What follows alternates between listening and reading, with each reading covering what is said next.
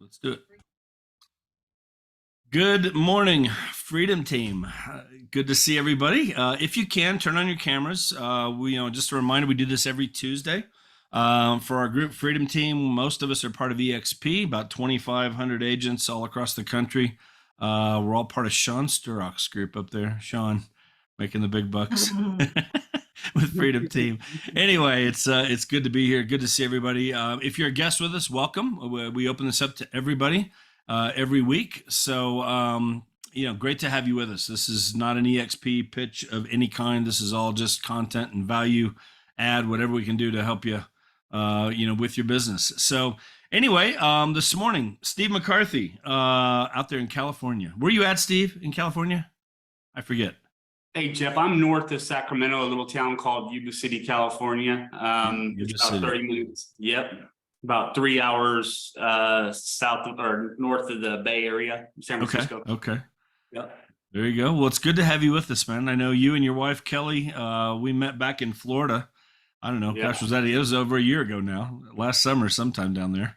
Jeez. So anyway, it's good to see you here, though. We appreciate you coming on board. I know you're not connected to us directly at all, so we definitely appreciate your time. You definitely don't have to be here by any means, but you guys have built a good business out there. You over 100 deals a year, right? You and Kelly for how many years now? Like every year for the last however many years. Over 100. I'm guessing here. Kelly knows our numbers pretty good, and she's responsible for most of that. I do just a lot of talking. She does a lot of work, but I would say probably the last 4 years or so. Good for you. Yeah. Thank you. Good production. And I do feel like we are connected, Jeff. Like when I think about all the support I get, most of the time it's not from, just Jay Kinder or our group. It's, it's Tom Daves, it's Don Yoakum. That's what I love so much about being able to share with you guys and meet you guys, because I'm going to meet a lot of people that can help me. And I've gotten some great tips at events in the bathroom even, so I'm excited to be here with you guys. For sure. Asking Steve, if you do 100 deals, what is your average price out there? Our average price is up around 500. Our average sales price in our area is 425. Our average commission check overall is usually about $9,000. Wow. Congrats, man. That's incredible. Doing well. So it doesn't feel like well. We know where to borrow money, huh? Yeah, from Sean. Yeah. There you go. That's right. Good answer. Exactly. Well, we're going to talk about follow-up today. I know Kathy reached out to you, Steve, and I know it's a topic. That you guys obviously, if you're doing 100 deals a year, you're doing some things there, follow-up wise. And I know follow-up is key. I mean, we say it all the time. There's a fortune in the follow-up. I remember one deal that we had. This has been probably 9-10 years ago for myself, but I remember these people called me. And I couldn't even remember who they were. It was like a call came to me out of nowhere. And okay, Jeff, I think we're ready to list our house. We're ready to have you over, whatever. So I go over, I meet him at the house. As we get talking, it all started clicking to me. It was a lead that had come in 8 years earlier, and they were just in some automated drips. I had called them a few times along the way because I always did that, whatever. But I always learned, like, when I'd call him up, whatever, hey, John, just checking in, see how things are going, how, whatever, we catch up. Hey, when would be a good time for me to follow back with you? Well, why don't you call us in a year? So I'd call him in 6 months. I always learned to cut it in half because you never know. Life happens, things happen, job situations happen, whatever. And so I'd call him back. And anyway, just kind of kept in touch, but it was mostly just drip stuff that was automated. They call me up. They're ready to list the house. Their next door neighbor's a realtor. He's mad at them because they're not using him. Their best friends at church, he's a realtor. They're not using him. There's no way we couldn't use you. My God, you've been in touch with us for 8 years. Like, it was the follow-up that made that happen. So I sold their house. They bought another house. It was $30,000 in commission, and most of it was just automated drip stuff that went out, with 3 or 4 phone calls over 8 years. That was the follow-up. So anyway, I'm looking forward to this to see kind of what you do. I'm always looking to get better at it. We can always grow in it. I've got some systems in place now, but there's always more I'm looking to do. So anyway, I'm going to turn it over to you. Tell everybody a little bit about yourself. You're out there in California, your business. How long have you been in the business in real estate? So I got into the business, ironically. Kelly and I are a team, and we have we lead a 24-person team. And we have 90 agents locally that are all EXP. I will say that we are the baddest in town. Like we sell the most houses, we have the most fun. I just this company has just been wonderful for us because Kelly and I didn't really want a team. We built a team so that we could be compensated for the time that we spent training new agents that were coming into EXP. Just to be perfectly honest, we love our team and we love the people that we get to work through, and we love it's almost like a cycle of agents that come up through us. You know, they come, they learn, they move on, they do their own thing, and that's great for us. It wouldn't be if we weren't here, you know, because we'd be training our competition over and over again. You know, but it is really a neat thing to see. It's also painful, you know, like what we're talking about follow-up today, and it's interesting to see, and it's almost frustrating to see everybody go through the same progression. You know, they get leads and they tell me the leads suck. We work on conversion, they find out that they sucked. You know, they get better at it, they learn to follow up, they learn all these things. And I went through it myself, so it's easier for me to see where their pains are and how they're thinking. Kelly and I, before we met individually, both had aspirations of being real estate investors. Both of us worked for the post office. I put in 19 years. I was a little bit better than she was as a mail carrier. I was number one, she was number two. She's not here right now, so it's okay to say that. But we were studying for our real estate license separately. We met. That didn't really come up. You know, we actually dated for a really long time, about 4 months, and then we went to St. Thomas and got married. And during that time, we found out that each other was in school to get our real estate license. Ironically, for the exact same reason, we thought we would see deals faster with the real estate license and we'd be able to invest more. But contrary to what the internet says, you can't really buy a bunch of houses with no money down and no money in your bank account. So we dabbled in selling houses in it, and it turned out that I'm probably the worst one about hating salespeople. I've always hated salespeople. Like walking onto a car lot would stress me out so bad. I would always fight. It's an 8-hour process. So the last place I ever thought it would end up is in sales. So I'm not really the typical salesperson type, which has been an advantage. I got into this, I had a government job. I didn't really need the money. So I was able to just learn and have a good time, you know, in sales, learning the process, which is turned out to be a huge advantage. Just because I didn't have that pressure that I see some people come into the industry with, you know, where they're trying to, you know, feed their families. And this is a tough business to try to learn and you know, feed your family. And I'll talk a little bit about that too, because there was a point after I was already making, you know, probably $250,000, $300,000 a year where I had to go learn this lesson. And I'll tell you about that here shortly, about coming off as desperate and needy on your sales calls and your follow-up. That I went through a period where for 2 months I couldn't sell a house. And at that point I had, you know, real bills to pay. I was paying for lead generation and a bunch of other things. I almost tanked our whole entire business and I couldn't figure out why. And I'll talk about how I solved that so that you guys can use that and hopefully not have to go through that. So a little bit about us. That's where we were. We got into be investors. We actually found out that we actually love, believe it or not, selling houses. A little less today than we used to before. I mean, it gets exhausting after a while doing the same thing over and over again. But what I love more now is helping somebody. The first person I got to help was my brother-in-law. I brought him into the business after 3 years of follow-up. Speaking of follow-up, he thought that, you know, that his job was secure, safe, paid the bills. I have insurance. There's no way I'm doing what you do. That's insane. He started 8 months later. He wrote this beautiful resignation letter. And since then, he went from very, very broke to buying a nice ranch. And my niece has horses and my nephews all have, you know, they got a great life now. And he's very, very good at it. But so I want to start off with, and I have a bunch of notes here because as you can tell, we're already like 15 minutes in and I haven't even started yet. So I have a bunch of notes to try to keep me on track for your sake. Do you need to share your screen at all, Steve? No, I didn't do any slides. You're good. Okay, perfect. Yeah, however you want to do it, for sure. And if you want to ask questions along the way, or, you know, open it up for questions along the way, or they can put their questions in the chat, guys, whatever works best for you, Steve, along the way, is good with us. So however you want to do it.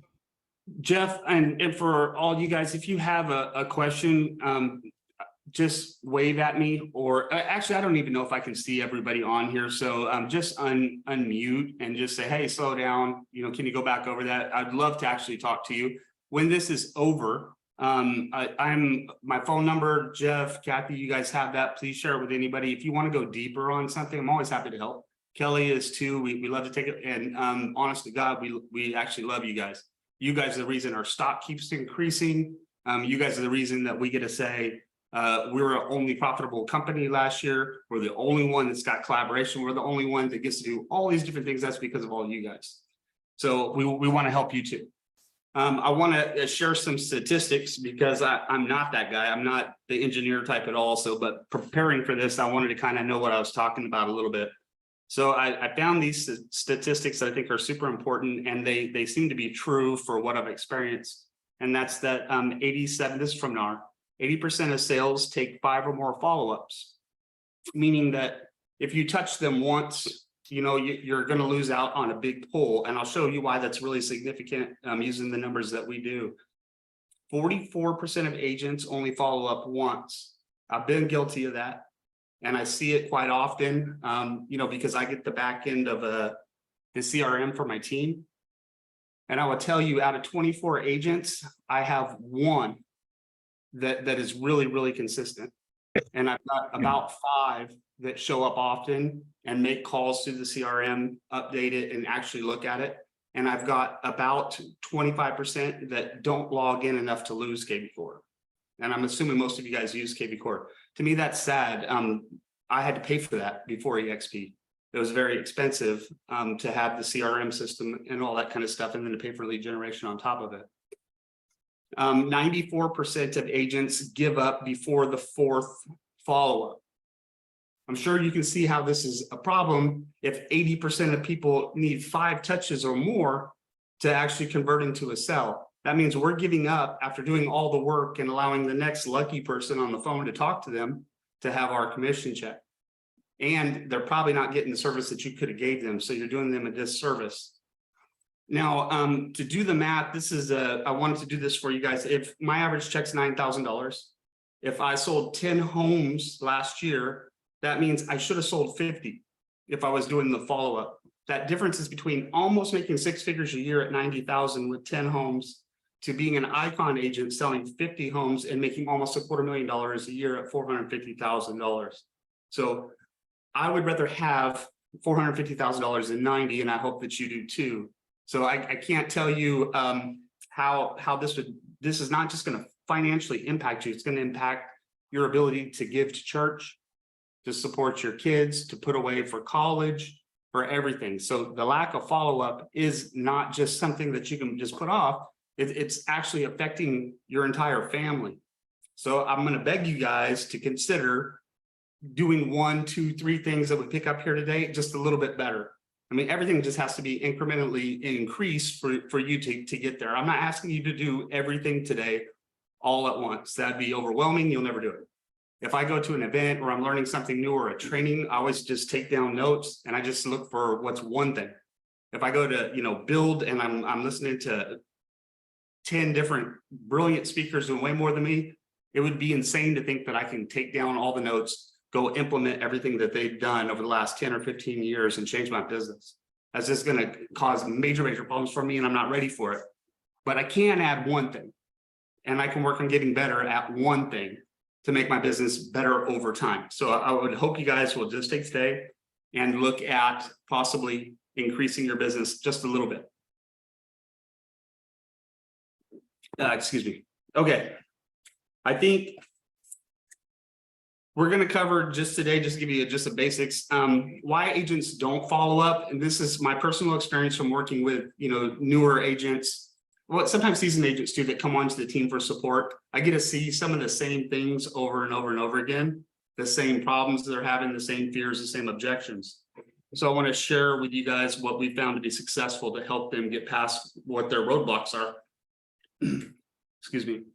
I'm going to also share, like, follow-up only works if you have people to follow up with. So I want to share with you guys today some of the things that have been successful for us now today in today's market for lead generation, so that you guys can go after some of the stuff that we're actually using in our business. I hope that helps you. And I will tell you, and you guys have leaders in this group that'll advise you and take their advice before mine. But if you're not selling a lot of houses, I don't want you to take any money and use some of the lead sources that I do pay for at this point in your business. Those should come out of your commission checks for a few reasons. If you're not really selling and you're not utilizing your time for the free stuff, the expireds, the door knocking, the open houses, what you're going to do is you're going to pay for leads and not have the skill set developed yet to convert those leads. So it's going to be a massive waste of money. So I would encourage you to build the right way and take care of the free stuff, cut your teeth, learn the skills, take a small percentage of your commission, put it away, reinvest it in your business later. So don't try to just buy everything that I bought. I have to buy some things now because I don't have the time that I used to have, if that makes sense. Okay, we're going to talk about how to follow up with different lead types. People are going to respond differently to different conversations depending on where they're at in the sales cycle. So you're going to have internet leads where they're early stages where people have just raised their hand with some sort of interest. They're not bad leads, they're just at a different place than a pay-per-click or Google Lead Service or a Zillow that's more ready to go. That conversation is going to be a little different, and it's going to be a little different than you have with your sphere. It's going to be a little different than you have with your vendors and things like that. So we'll cover a little bit of that. We're going to talk about conversion, which was a game changer for me. Some of you in this room probably today have dealt with leads, and those leads suck. And I've just heard it from 100% of the people I've ever talked to. You get to a point, you start getting leads, the leads suck. What I must suggest to you today is that you take those sucky leads, and we're going to implement a few things that will help increase conversion and see if it's not a skill set that we're missing.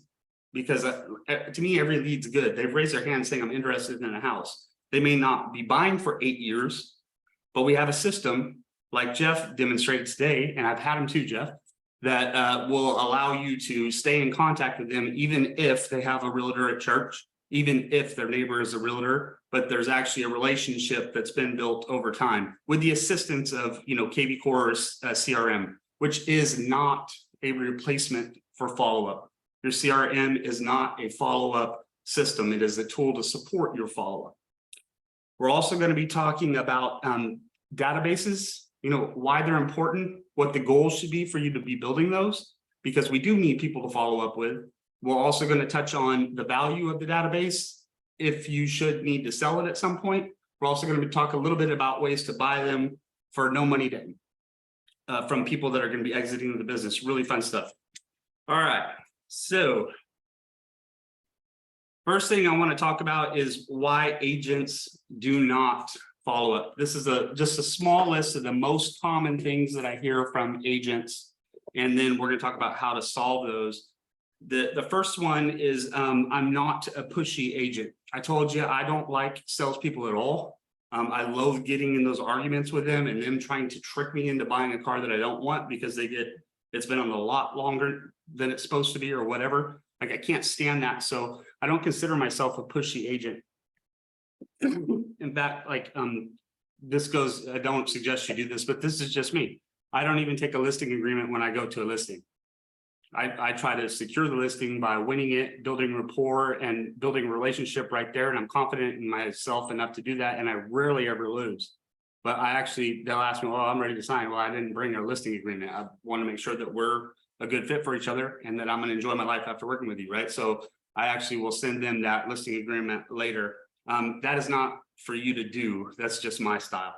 I don't believe I'm, like a pushy agent. I don't think bringing a contract makes you pushy either, by the way. But I will share with you how I learned to not be a pushy agent.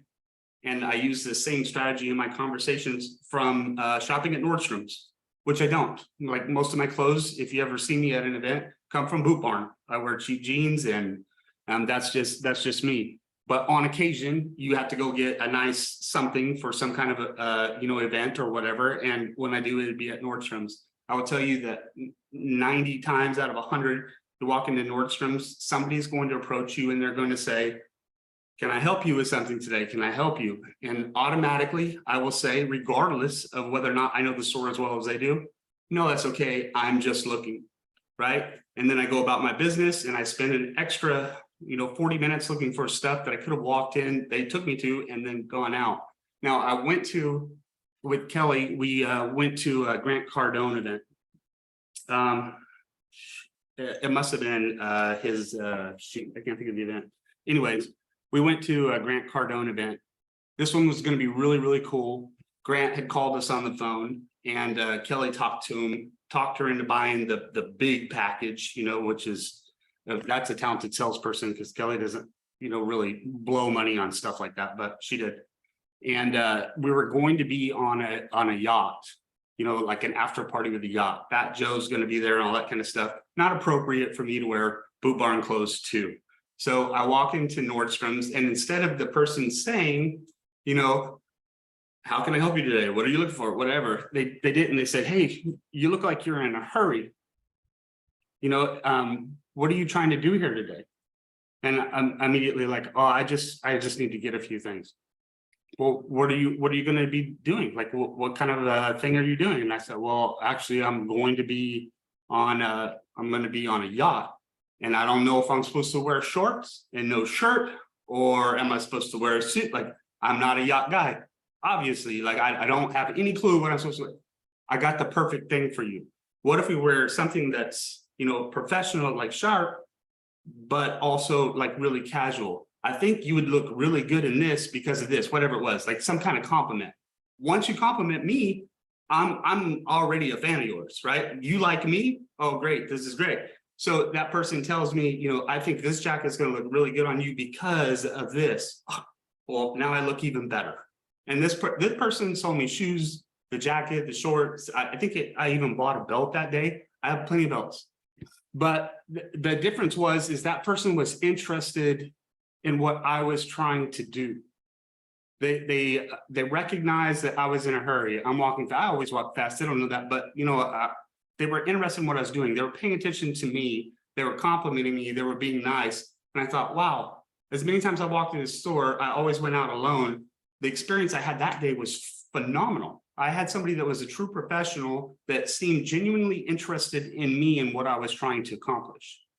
Now, how does that translate into real estate? I think you can put it together. And I wanted to tell you that story because if I just tell you what to do, it's different than if you can actually, picture a situation and see and say, like, how does that apply when I'm talking to, a client on the phone? So I went from, hi, I've seen you're on my website, looking at 123 Main Street.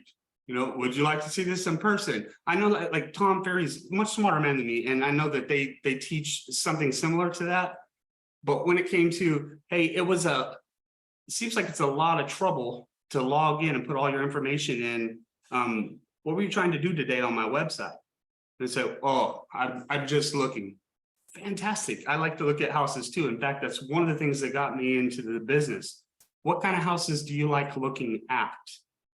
I'm not trying to lead them. I'm trying to use what they say they're doing. And I'm trying to say, okay, well, how can we do more of that together? You want to look at houses? Let's look at houses for the rest for 8 years, Jeff. Let's look at for 8 years. I don't care. Look at the weather. It doesn't cost me any money. But I switched that day from trying to find out what I wanted them to do to trying to figure out what they wanted to do and how I could help them do more of that. The more I can get in line with what they're wanting to do and actually do, the more they're going to open up and give me more ways to help them. It's a safer thing for me. Now, genuinely, at this point, I want to help people. Yesterday, I took a call, somebody out of an agent, and I actually, instead of saying, I just said, okay, well, I'm just going to help them anyways. So like once you shift to your follow-up to actually trying to solve problems and helping people, it becomes more of a relationship that you're building. You're not going to help everybody, but if you help enough people get what they want, you get everything you want. We've heard Zig say that, right? So be more in the spirit of helping. Sometimes we get renters, we're busy, we're in too big of a hurry. The last thing we want to do is talk to somebody that's got bad credit, no money, no job. I get it. But if you help them, you never know who they're going to know. And you're going to leave a mark, and you're going to get practice in being a better human and being more helpful to people. And that's kind of what we're all about here at EXP, I believe, right? So the other thing that I get a lot of, and I talked a little bit about it, is, follow-up's a waste of time. The leads are bad. So I want to share with you my bad lead experience where I was not a good Christian man one day, and I called my Zillow rep, and I was very, very upset. I'd spent, I spend a lot with different places now. It was probably only hundreds, but it felt like everything I had on Zillow leads, and they were complete garbage. Nothing would convert. Most of them were calling on pending homes or, a home that's 25% of its actual value that's been on there. I got 100 calls on it. So I was chewing poor Bernie Marine out. Bernie used to work with Teebs and stuff back in the day. He's moved up in Zillow since then. I still stay in contact with him. And I don't think I've ever had a conversation that I haven't started telling him, hey, thank you for being patient and teaching me what you taught me back then. He was a patient man. He says, okay, we're going to cancel this. But first, would it be okay if we take a look at what you're saying on the phone, how it's working, and seeing if there's any minor adjustments that we can make that might help improve you, right? So there's a key in there. He's saying, let's look at what's actually going on. Let's test it. Let's try something new. Pretty simple strategy that never even entered my mind because I'm very smart. I did not need help from somebody from Zillow on converting a lead back then. Now I'm much more coachable than I was at that point because of, many people in my life since then that have helped me see what I couldn't see from where I was. But Bernie had me taking opportunities, and I want to help you guys with this too, with people that say they're calling on a home that's pending. We get a lot of those, even directly from family, from friends, or whatever. I would say that house is pending, thank you, sorry, I couldn't help you, goodbye. Instead, Bernie would have me do some, is it okay if I share some of this stuff with you guys? Yeah. Like the how-to stuff? Okay, cool. So he would have me instead try, hey, I'm pulling up that home to get the details on it right now on 123 Main Street. While I'm doing that, tell me, what'd you love about the home? Oh, it looked like it had a really big yard, and I've got Pookie and Snooky, and they need a place to run, right? And I said, okay, I'm gonna pull that up for you right now. What I'm actually pulling up is similar homes in that particular area in that price point. Yet I don't know exactly what they're looking for, but I do know that they're looking for a big yard. So then I'm gonna say, hey, on this particular house, it looks like it's pending. What could I do for them now at this point, right? I could reach out to the agent, see how the transaction's going. I could find out if it's looking like it's going to go through, right? Actually be helpful. They said they wanted this house. Let me actually see if I can help them. So now I have an opportunity to say, hey, I'm going to reach out to them and see how the transaction is going. A lot of transactions will fall out. If something happens, I want to make sure that you know about it. Well, but did you happen to see 16 High Street?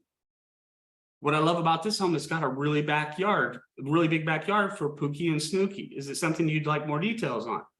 I'm looking at listening to what they're saying they need and then finding them a better solution. It's kind of our job, right? We're the house hunters. They say they have a problem. I want to help them. So little nuances like that Bernie spent a lot of time with me helped. He gave me different tactics to do. But the most important thing I learned from Bernie that day was that I need to stop sometimes. I need to look at what I'm doing and see if there's an improvement that can be made. Pretty simple. It's not just in follow-up. It's in lead generation. It's in parenting. Sometimes we need to step back and say, hey, could I be doing better?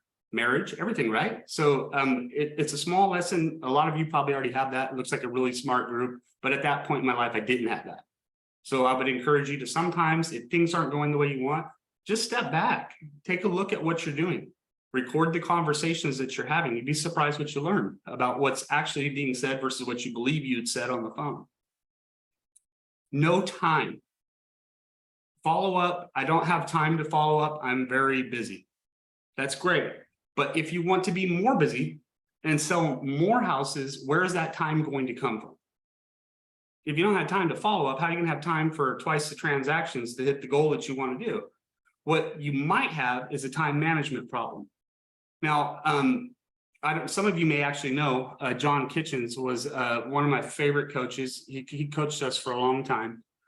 John had spent at least 3 years trying to get Kelly and I to get a calendar, to sync it up, to put our daily activities in it like adults. We absolutely refused. We did not have time to do a calendar. I will tell you that one move completely changed our life.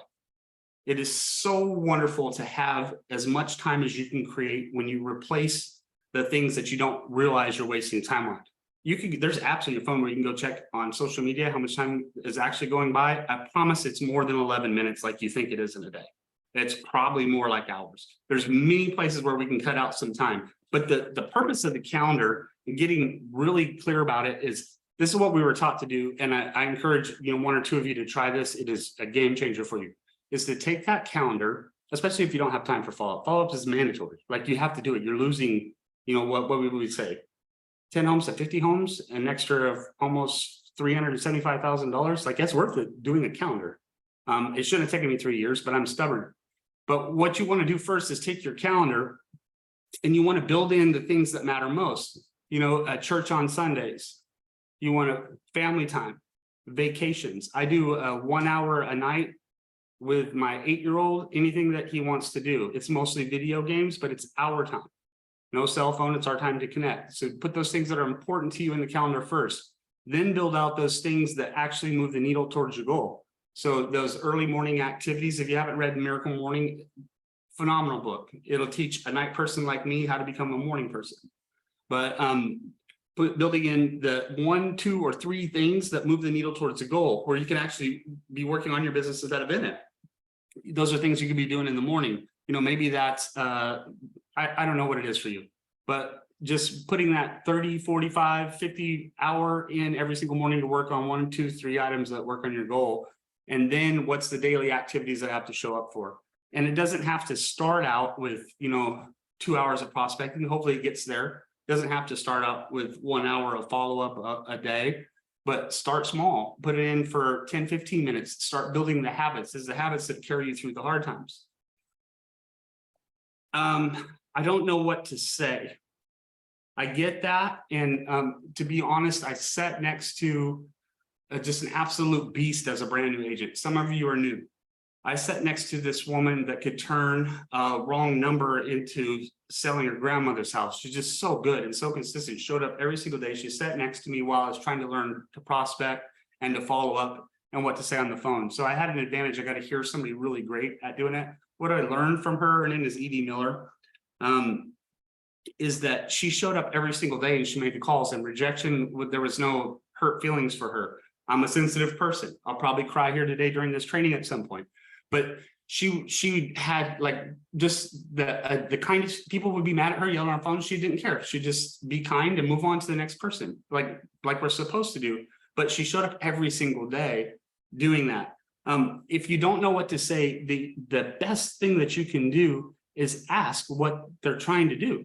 Like, when you've got a client that actually answers the phone, instead of trying to get them to do what you want them to do, ask them what they're trying to do. Ask them more about that. Keep asking, going deeper with them. As long as you can, they will actually tell you what to say to them. It's so amazing. When I call expired, it's going to be, I seen the 123 Main Street expired. I was just wondering, what went wrong? You're the 90th person to call me. 90 people? That's ridiculous. What do they say to you? Well, they say they got the buyer, and this. I don't buy it. If they had a buyer, why didn't they come? I don't know. But what are you trying to do? Are you going to sell the house again? Well, I want to sell the house, but I'm just tired of getting all these phone calls. Sounds like the problem's the phone calls. Yeah, it's a problem.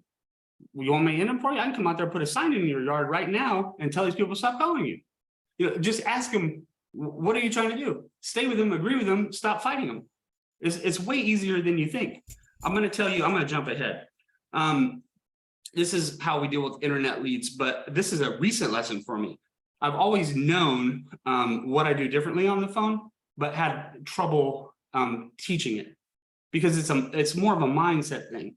At this point in follow-up, in lead generation and prospecting, I don't really care if they say yes. It has nothing to do with the conversation. At this point, I just don't care. You want to work with me? Great. I'll do a great job for you. You don't want to work with me? That's not me. That means you're not ready to sell or buy a house. There's nothing wrong with that. You're not a bad person. You don't want to buy or sell. This is what I do, is buy or sell. I can't help you with anything else. So when Kelly and I travel, we go to events and stuff. We do it a lot. We had this amazing guy on our team. He's newer. He's been with us for probably 2 years. His first year, he sold 16 homes. But what's important is he ran a Dodge dealership, several actually. He's very good at handling problems. And when we'd leave, I could turn my business over to him and he would figure out anything. He was fantastic. His name is Billy. Billy just moved to Texas. I just had to go to the woods at church camp for a family reunion with 1 bar reception at best. You had to hike for it. You know, like I was in trouble. And then the person I had to leave my business to was Adam. Adam's a wonderful guy. He's the kindest person ever. I love him to death. But Adam was not ready to run our problems or solve those. He was still trying to figure out his own business. You know, he's very new. But afterwards, I'm talking to Adam and say, hey, man, you know, and Adam's getting 15, 20 leads a day from us. I'm like, you know, how'd you do? How'd you hold up or whatever? And he's like, you know, it's so much easier to do your leads. I said, what do you mean? He said, well, because of your leads, I just needed to find out what they wanted, make a list, and then save it for you to deal with. Right. And I'm like, oh, shoot, why don't you just do that with your leads? Well, why is it your leads stress you out where you have to go in there and lock things down? Why can't you just find out what they want, make a list, and solve the problem? Like, it's so much better, right? Doesn't that just make more sense? It was an eye-opening moment for me. The difference between me and Adam is I'm not trying to push my agenda. I'm trying to figure out what are they doing, and do I want to spend my time on it? Like, I'm busy. I want to know exactly what you're trying to do as fast as I can, so that I can see if I can solve your problems. When we get to that point, then it's much easier to have a conversation that's helpful to the consumer. When I'm trying to get them to get into contract so they can pay my house payment, that's a different conversation. And you can't, I've tried all the tricks. I've tried them all. You can't trick somebody into buying a house when they're not ready. It's just too hard. You know, so but if you can spend some time with them, help them out, you're going to uncover different things. The other thing is oh, I wanted to just jump. Yeah, I better jump because I talk too much. On how to handle the different lead types. So one of the ones that I get most often that's the bad leads is the internet leads. You know, your Facebook, that really early stages. And that's exactly what I would do to help those, is I'm going to talk to them about why they went through the trouble of getting on the website, right? Like it was a lot of trouble for you to fill out the form and stuff. I appreciate that. What were you trying to do? Most of the time I'm just looking. Agree, right? Let them know that, hey, I like looking too. If you do, if you don't lie. But I'm going to tell them, you know, I like looking too. How can I help you see more of what you're trying to look for? What kind of house do you like to see? And they're going to tell you they're not. Some of them are ready, some are going to hang up. It doesn't matter. But as long as you can keep asking them questions about what they're trying to do, we can get to giving them more of what they want. We give them more of what they want for long enough, we're adding value to them instead of trying to get them to do something. When I tried the other way, and that's, you know, hey, I seen you're looking at 123 Main Street, blah, blah, blah. You know, are you ready to? That never really gets me anywhere with internet leads specifically.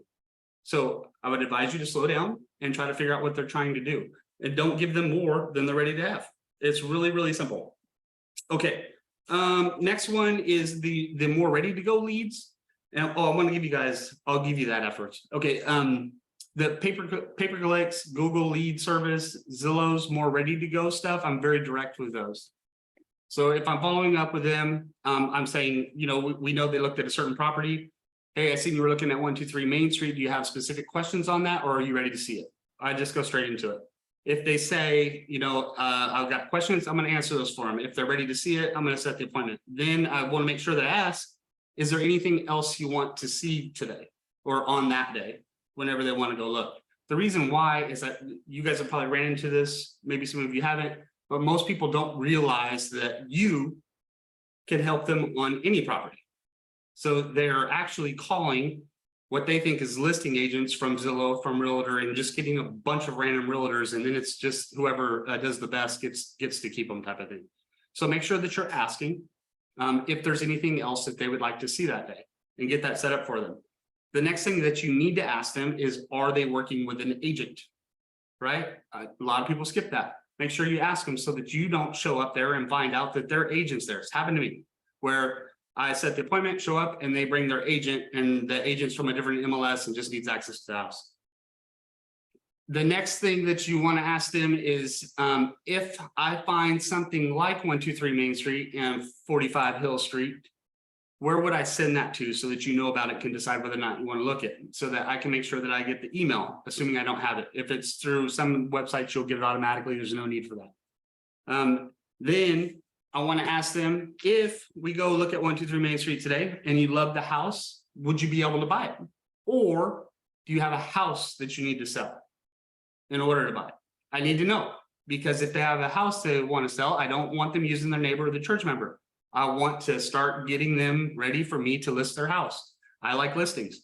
So then they say, well, no, I need to sell a house, but I would sell this house, I would buy this one. Fantastic.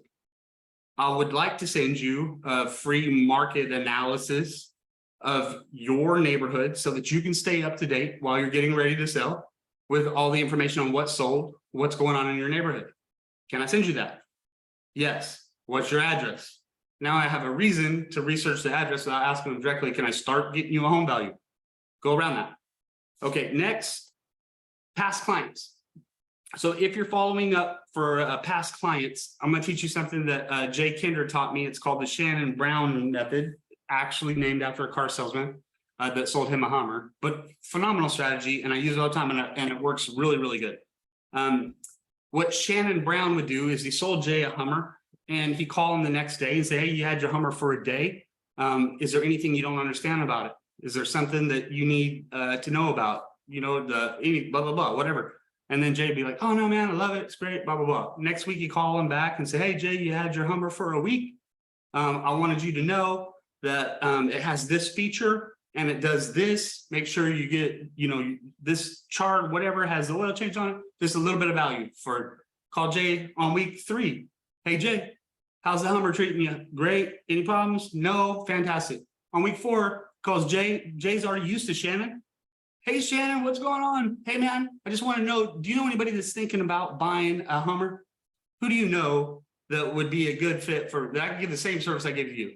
And now we use that. He taught us all to use this, and we all use it. It works great. So when I sell a house, instead of saying, hey, relationship's over, I got paid, see ya, we're going to call them on the next day and say, hey, you've had your house for a night. Did you find anything wrong with the house? Sometimes they'll tell you, you know, the light socket's broken or whatever. Send somebody out to fix it. It's a small problem. Just take care of it for them. Say, hey, I'm sorry that happened. I'm going to send somebody out to take a look at it for you. On week 2, hey, have you met the neighbors? How do you like in the house? Do you love the neighborhood? What's going on? Check in 3 times. The 4th time, ask them if they know anybody that could use a service like they got from you. You've added value for weeks. You've extended the relationship beyond just a commission check. You've let them know that now it's a lifelong relationship, that I'm here to serve you forever, not just that one time, because the average person is going to sell a home 4 to 7 times. And like Coach Burt says, like, how many of those do you want? We want them all, right? So let's stay in touch with those people and follow up. Or Ryan Serhant calls it, you know, follow back. Go back and work with those people that have already known, liked, and trusted you, done business with you. The other thing that a lot of people don't do that you should do is we feed a lot of people as real estate agents. Lenders want to always, in 19, especially right now, you guys probably had more coffee with lenders than you can even handle. Like, the lenders really want to work with you to get your business. But seldom do we ask them for something in return. Don't hesitate to call them, you know, once a quarter or so and say, hey, you know, it looks like we've done 21 deals together. You know, I did this many for you. I sent you that business and stuff. Who do you know that's thinking about buying that I could provide the service to? They want to come up with that person for you. Now, once they give you that person, even though you've given them 21 deals, find somebody for them.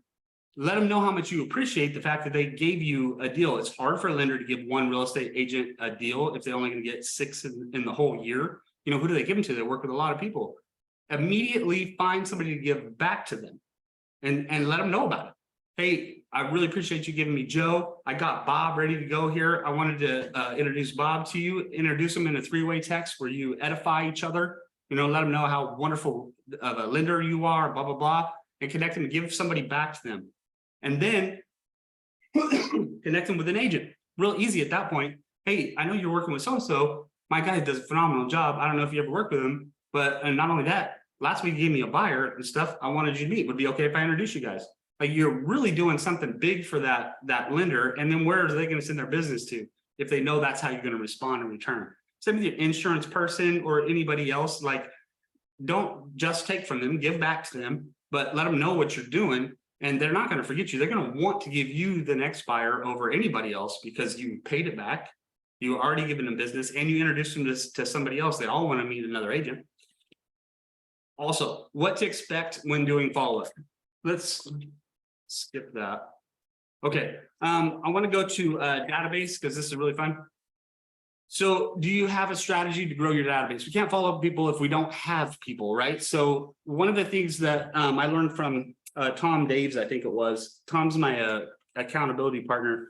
And he has a simple system that he uses where it's, 5 new people, contact 5 people you already know, and then 5 follow-ups, kind of a daily strategy to keep that database going. His database is a pretty good size one by now. I mean, he's been doing it for a while.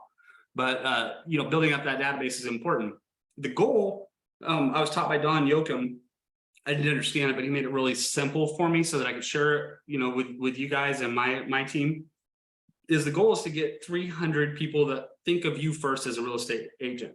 Why 300? Because 300, if you call them 5 times, 5 of them a day, 5 days a week, you'll be able to touch everybody in your database once a quarter. And then I'll give you guys something to tell them, once a quarter to what those touches look like. Pretty simple. But if we can do that and 10% of the market's ready to go, that means that we should do 30 transactions a year. Now, 30 transactions a year is $250,000 plus in my market, probably in yours too. And it makes you an icon agent, which means we've zeroed out our costs. We get to be icons, which is pretty cool, right? And we get our $16,000 back. I'm assuming everybody's EXP here. Mostly, right?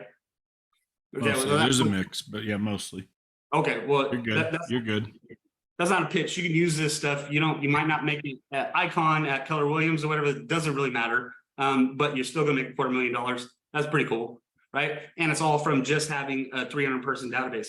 The other thing that's really cool about having a database is if I sell my business, I'm the bread maker. Like I'm the one. You can't. Nobody's going to buy my business. The McCarthy real estate team, because you pull the McCarthys out of it, is nothing. The database, however, is worth money. And it's a sellable asset, something that you could sell at some point. Who would buy it? I will buy it. If you guys want to sell your database right now, I will buy it. You could buy them too. There's likely somebody in your marketplace right now that is sick and tired of the rat race of selling houses over and over and over again. Seldom do realtors retire, except for Sean's probably retired. He's got a different strategy, but you know what I'm saying? Like, there's people that are tired of it and they're ready to go, and they're going to take their database and they're going to let it die.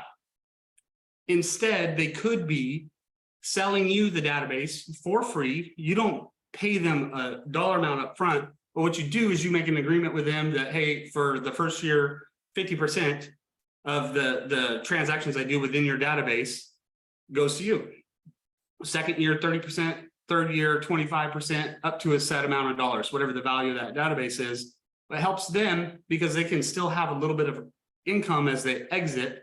And it helps you because you're jamming up your database. You're building a new one.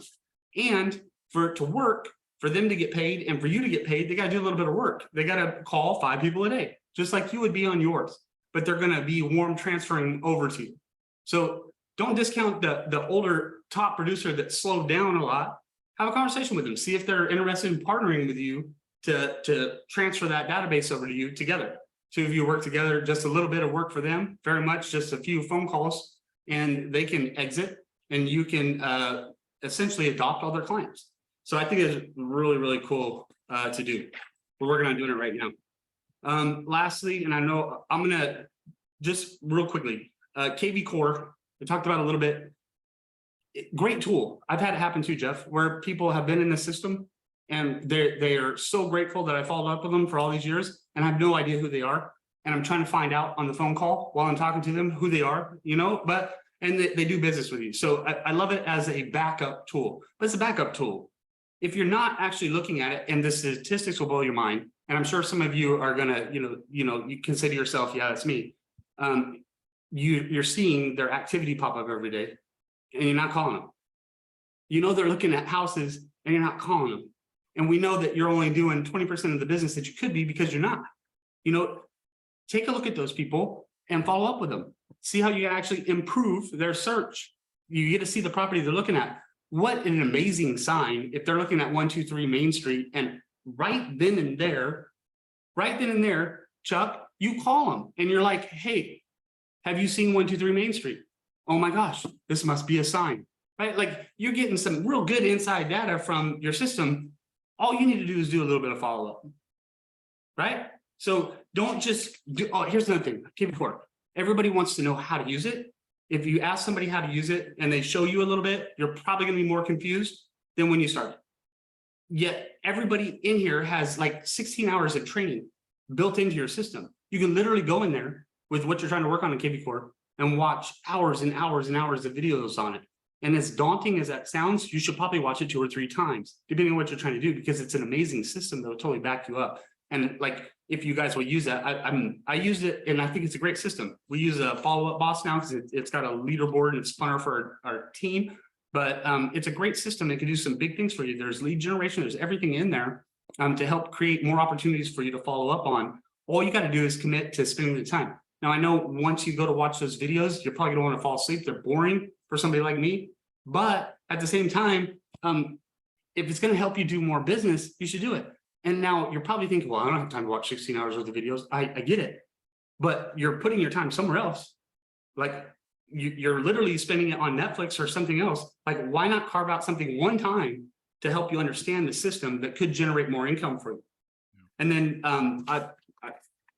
that's it. How much is it costing you not to learn KV Core? Well, you know, I mean, that's the thing. It's just, it's all there. I mean, I hear it all the time, you know, KV Core, you know, I don't know how to use it. I don't know how to use it. When we, you know, how do I get training? I got a question about this, question about that. And it's all in the back office of KV Core. It's really right. All the videos are there. All the tools are there. You just got to get in there and learn it. You know, people just don't want to take the time to learn it, but you're right. They will take time doing all these other things and then wonder why they don't have any deals for the next 3 months. It's like, well, I don't know what to tell you. Seriously, it's how we are. It's crazy, but. So Steve, I have a quick question and I want to open it for questions because we got about 5 minutes left. So when you're doing your quarterly follow-ups with your database, what kind, do you have a system to that, or are you just checking in with them, you know, on the call specifically? So I have a system. Do I stick it to it perfectly? No. Most of the time, well, I do have one rule that I share with you that you should adopt. And that's if I think about them, I should call them, right? Maybe sometimes I'm driving through the neighborhood and I see a house I sold or something like that. But the system is you should call them on the first one and ask them, you know, about the house. Like, is there anything that you need for the house? Everything good? You know, what's going on with it? Make sure you call me. I see here you have a home warranty. If you need that information, we send it to you. But of course, if the water heater goes out, I want you to call me first. Either I know somebody that can do it cheap, or it's covered under home warranty. I want to make sure you know that. The second call is, you know, who do you need right now? I've got an amazing group of vendors because of the space I'm in. You know, you need a plumber, roofer, et cetera, blah, blah, blah, right? Call them once a quarter and say, hey, you bought this house from me 3 years ago. I did a CMA for it. It's now currently worth this. I wanted to share that with you so that you have that information, right? This is what it was, what you bought it for. This is what it's worth currently. And then the last call is for like a referral. You know, who do you know that I could serve? You know, one thing talking about, you know, with the market, if they've been in the house for a little while, and you do that CMA for them and they've got a good amount of equity, you can even talk to them about, you know, hey, have you ever thought about taking some of your equity to buy an investment property? Yeah, the dream house is a good one for that, Kathy. I like that. You know, are you in your dream house? You're like, I'm not in my dream house right now. I love my house, but it's not my dream house. So in getting that conversation out, like, what does your dream house look like? And then go in and finding it for them and sending it to them, right? It gets the wheels turning. You know, what would it take for me to actually be there? Yeah, all of that. So we've got about 3 minutes. Does anybody have any specific questions around follow-up that they want to ask Steve? Tons of nuggets. Yeah, lots of nuggets in Yeah, there. I'm just going to say, if no questions, I mean, Steve, I've listened to a lot of these. That was golden for all areas of life, Root, even family, friends. Yeah, hats off, man. I see why you're crushing it. So thank you for doing this for us. Yeah, I think a couple of things you mentioned, Steve. I just, you know, meet the prospect where they're at. Yeah. You know, a lead, when a buyer lead comes in, are they looking for a realtor? No. But yet we tend to get on the phone. We're just selling ourselves, trying to sell ourselves. That's not what they're looking for. Meet them where they're at. They're looking for homes. Find out whatever, like, get the information and how can you help them to find what they're looking for. You know, you can win yourself over to them by, again, just building that relationship. and serving them and taking care of them and going above and beyond what every other realtor out there is doing. There's things like that you can do, but meet them where they're at. When I don't know if a prospect or a seller prospect comes in, they're looking for an evaluation of the house. What are they really looking to give 5, 6, 7% of their profits on their sale away to a realtor? No, that's not what they're looking to do. They're not looking. They want to get their home sold as quick as possible and for the highest price possible. That's what they're looking for. And so you got to try and think, how can I meet their needs and meet them where they're at? And now I can build that relationship. And then when I show them the value, they're going to pay me the 6, 7% with no problem. Well, and I like that line that he said, asking the prospect, what are you trying to do today? Exactly. I mean, it's an open-ended question that gets them telling you, what they're trying to do today.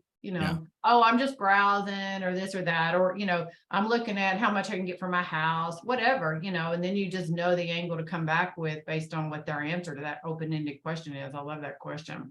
Totally. It's cheating, huh, Kathy? What's that? It's kind of cheating, huh? Yeah, for sure.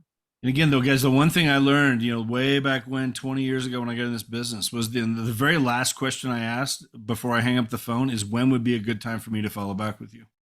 Oh, great. Yep. And you'll be so surprised on the end. Sometimes you'll talk to somebody and, we're thinking about selling our house here in the next, I don't know, couple, 2, 3 years, whatever. We're just looking around, whatever. Okay, great. When would be a good time for me to follow back with you? Why don't you call me back in 6 months?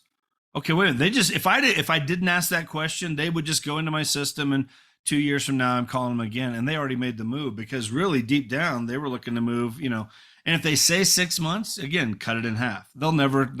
Hey, wait, I told you to call in 6 months. Why you call me in 3? They never, ever will do that. Hey, just wanted to check in with you, just see how your moving plans are coming along. Just wanted to touch base. I was thinking about you, you whatever. I saw this house pop up. It reminded me of you. Just wanted to give you a call. How are your plans coming along?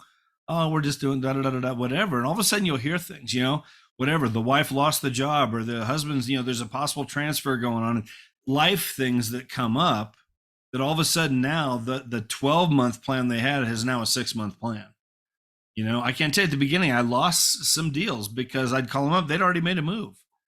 Because I listened, I believed them. I listened to them, and I didn't cut it in half. So that's a good follow-up tactic, guys, is just cut that time in half. And, again, continue to serve them along the way. You will build them up, and there won't be any way. Those statistics you had at the beginning, that's crazy. 94% give up after 4 follow-ups. 80% of sales take 5 follow-ups to get there. Most of us make the 1 call, and that's it. We're done. Out the door.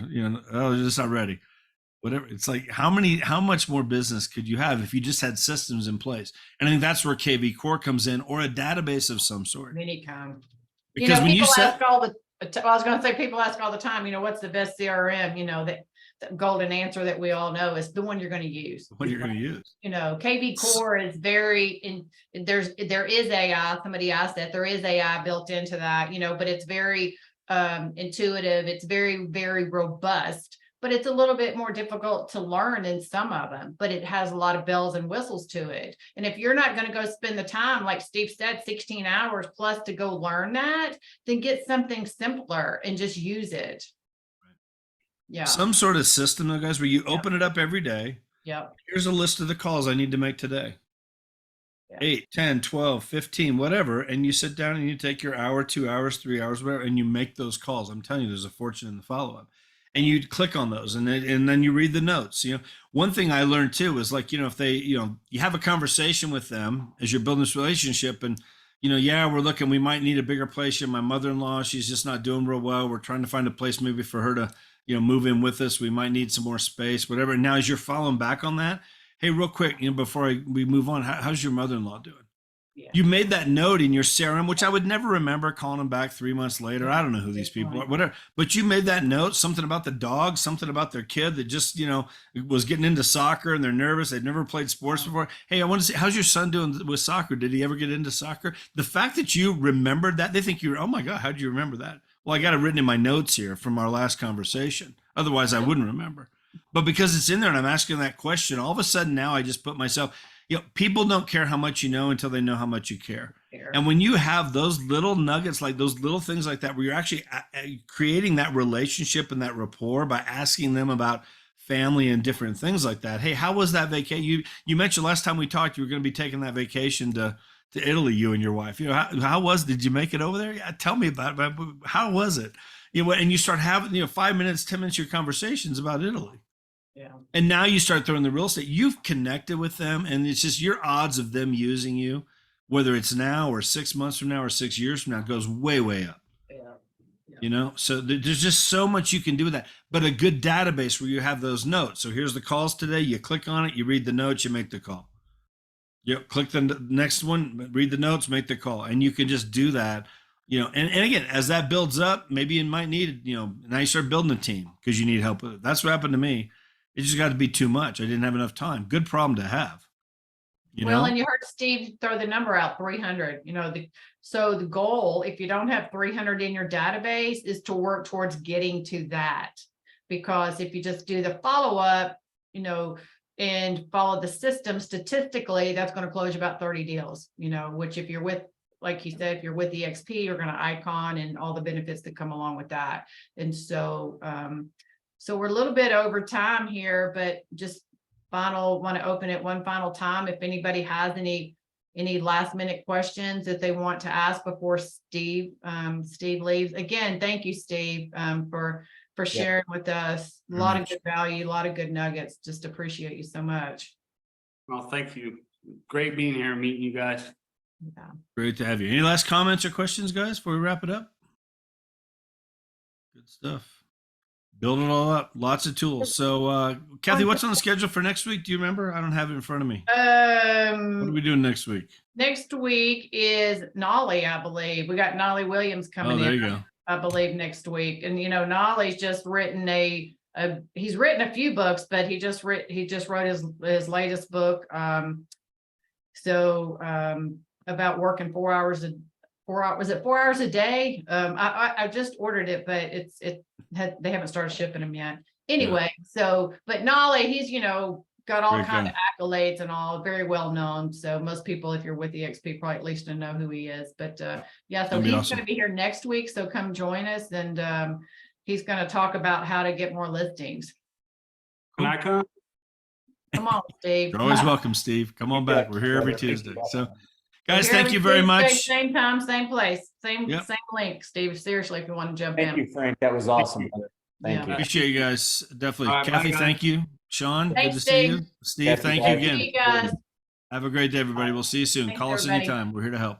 Okay. All right. Bye, guys.